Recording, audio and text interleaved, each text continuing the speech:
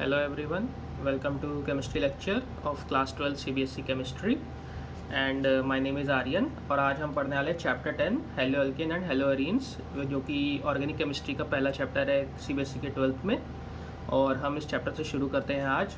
तो हम पहले समझेंगे कि हेलो अल्केन्स क्या होते हैं और हेलो अरीन्स क्या होते हैं।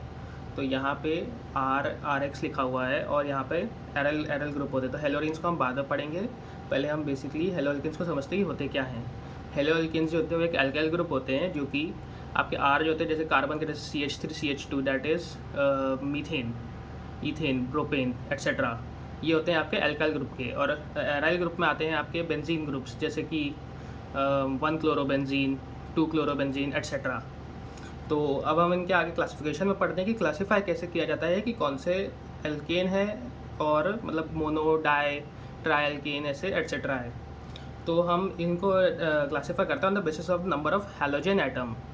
तो जैसे कि हम यहाँ पे देख सकते हैं C2H5X, X जो होगा आपका Cl या Br में कोई भी हैलाइड ग्रुप होगा, और बाकी C2H5 is that mono halo alkane. And जैसे कि ये सिंगल बॉन्ड्स में है CH2 and CH2 and X is still Cl and Br।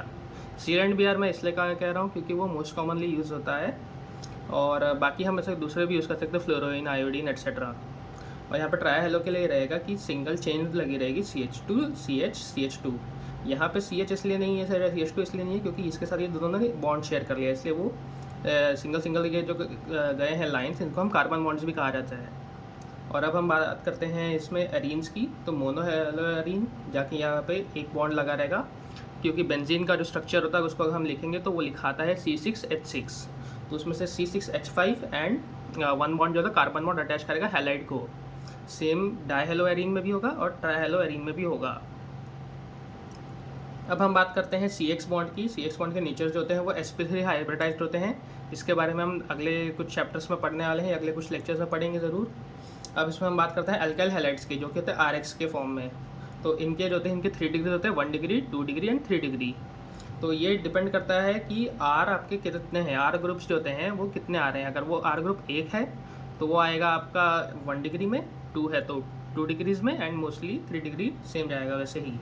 अब हम यहाँ देख लें, कार्बन बॉन्ड है उसमें 2 हाइड्रोजन के बॉन्ड्स हैं और एक हैलाइड ग्रुप है और एक R ग्रुप है। तो इसमें R ग्रुप एक ही है, तो हम इसे कहेंगे 1 डिग्री अल्काइल हैलाइड। और यहाँ पे देखिए कि R के 2 ग्रुप्स है, तो यहाँ पे हम इसको कहेंगे अब ये 2 डिग्री।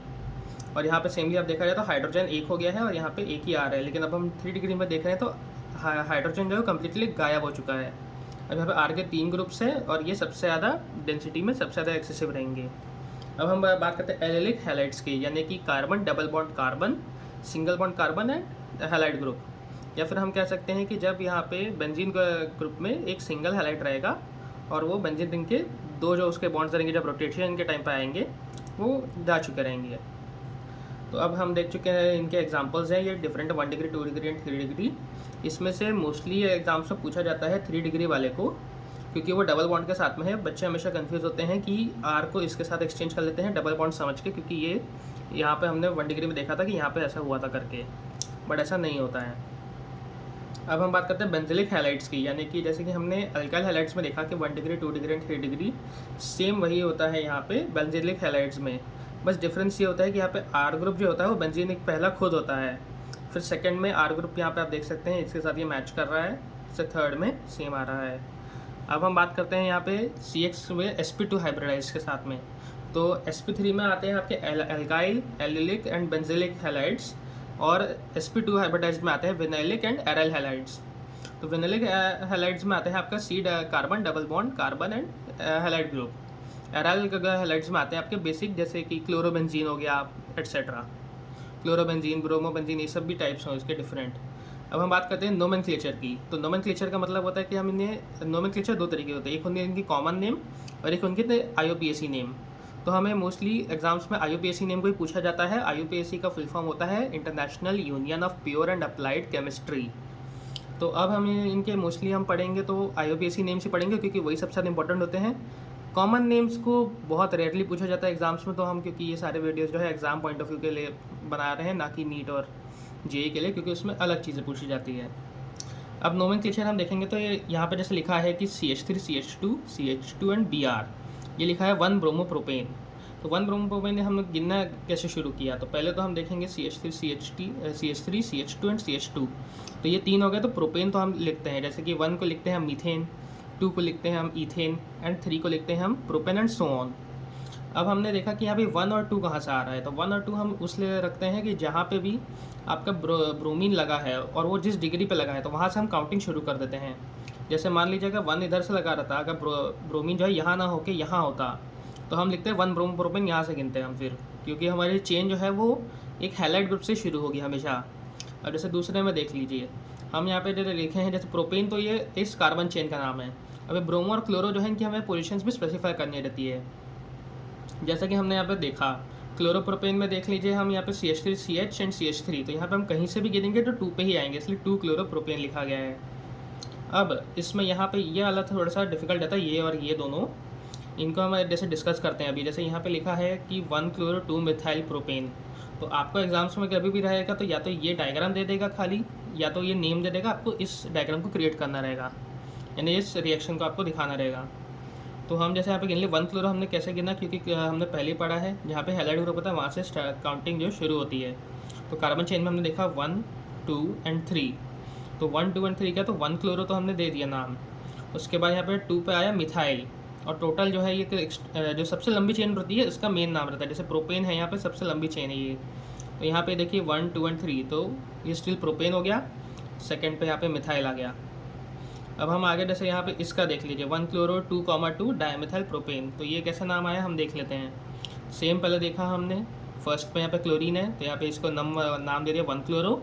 उसके बाद हमने सेकंड पे आए तो 2 पे यहाँ पे देखेंगे हम दो यहाँ पे मीथेन्स पड़े हैं, तो हम यहाँ पे 2 मीथेन को नाम देंगे डायमिथाइल। तो इसको हम लिखने का तरीका होता है 2,2 डायमिथाइल। अगर ये एक ही तरफ होते डायमिथाइल में, मीनिंग अगर आप ये यहाँ ना रह के CH3 के नीचे एक और CH3 रहता, तो हम इसको लिखते हैं 2,2 मिथाइल प्रोपेन। और प्रोपेन तो क्योंकि आप ये देखिए सबसे लंबी कार्बन चेन जो है प्रोपेन की ही है यहाँ पे। अब जैसे यहाँ पे डबल बॉन्ड देखें, तो पहले तो हम समझ लेते हैं कि double bond, single bond, triple bond difference क्या होता है। यह आपने शायद तक 11th में ही पढ़ा होगा, बट स्टिल हमें उसका रिवीजन कर लेते हैं। अगर सिंगल बॉन्ड है तो एन आता है, यानी एल्केन, जैसे कि एल्केन है, एल्केन प्रोपेन एट्सेट्रा। और अगर डबल बॉन्ड है तो इथीन आता है। इथीन जैसे कि एग्जांपल दे देते हैं, मतलब अल्कीन होता है एक तरीके से वो, तो अल्कीन हो गया मतलब प्रोपीन, ब्यूटीन एट्सेट्रा। और अगर ट्रिपल बॉन्ड होता है तो उसका नाम अल्काइन हो जाता है फिर, जैसे कि प्रोपाइन, ब्यूटाइन, मिथाइन एट्सेट्रा। तो अब हम पढ़ते हैं जैसे कि अगले वाले उसमें, अगले पेज में यहाँ पे हम देखेंगे नेचर ऑफ CX बॉन्ड। अब जैसे कि यहाँ पे 2 और एग्जांपल्स दिए गए हैं डाइक्लोरोइथेन और डाइक्लोरोइथेन के, जैसे कि इनको लिखने का तरीका बदल जाता है। जैसे कि हम यहाँ पे देख सकते हैं, यहाँ पे ऊपर में अगर आपको एक सेकंड ना, ये देखिए, तो यहाँ पे 3 कार्बन चेन। अब यहाँ पे हम देखेंगे कि यार हम यहाँ पे भी क्लोरो है, यहाँ पे भी क्लोरो है, तो स्टार्टिंग कहाँ से होगी।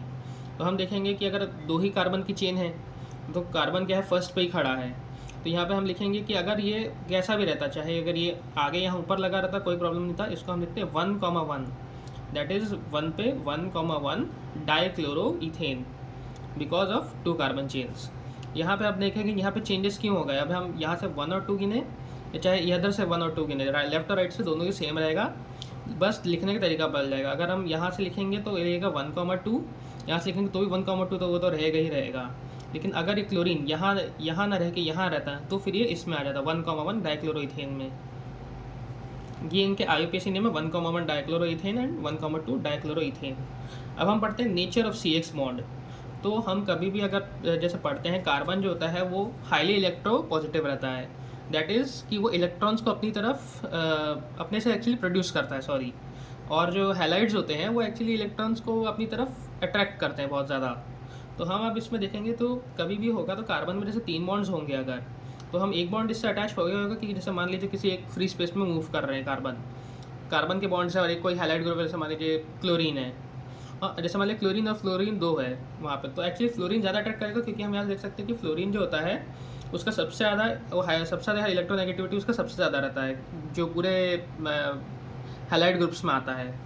अब यहाँ पे देखेंगे जैसे X का जो बॉन्ड है ये इससे कनेक्ट होएगा ही होएगा, और जैसे क्लोरीन और फ्लोरीन दोनों रहेंगे तो क्लोरीन कहीं और मूव कर जाएगा, फ्लोरीन जो है कार्बन से अटैच करेगा। रीज़न बीइंग कि फ्लोरीन हाईली इलेक्ट्रोनेगेटिव होता है और कार्बन जो है वो हाईली इलेक्ट्रोपॉजिटिव होता है। अब जैसे हम इसको पढ़ने का तरीका कैसे समझते हैं कि अब जैसे हम पीरियोडिक टेबल में जाते हैं तो वहाँ पर देखते हैं fluorine, chlorine, bromine, iodine etcetera.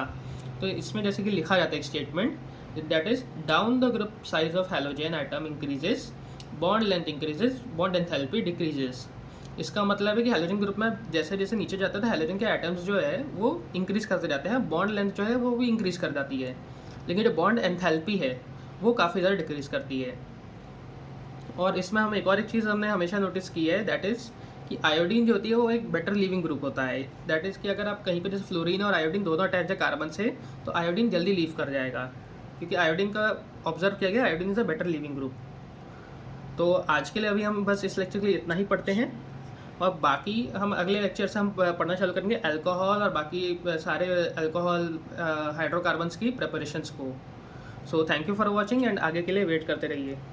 And channel को हमेशा सब्सक्राइब करिए, लाइक करिए इस वीडियो को एंड शेयर करिए जितना हो सकता है, जो भी आपके दोस्त है, फ्रेंड्स जितने हैं जो एक्चुअली पढ़ना चाहते हैं इससे।